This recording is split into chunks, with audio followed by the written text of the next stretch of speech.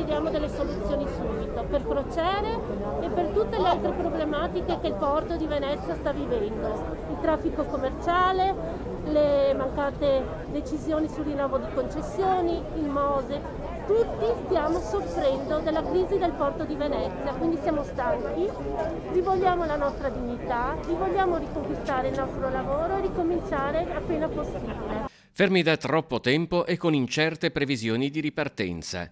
La manifestazione di Piazzale Roma del Comitato Venezia Lavora, nato per sensibilizzare politica locale e nazionale sui gravi disagi dei lavoratori del turismo colpiti dalla cancellazione degli scali delle navi da crociera, ha avuto anche un epilogo alla sede della Protezione Civile di Marghera.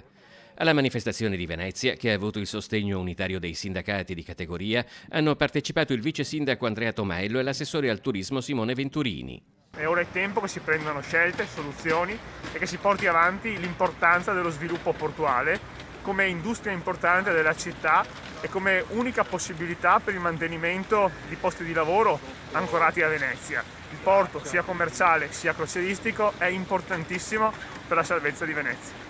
Alla seduta del Consiglio Comunale di Venezia, il sindaco Luigi Brugnaro ha annunciato che presenterà alla prossima seduta del Comitatone, convocata il 21 dicembre, la mozione votata all'unanimità dal Consiglio Comunale con la richiesta di rifinanziamento della legge speciale per Venezia, 150 milioni all'anno per i prossimi 10 anni.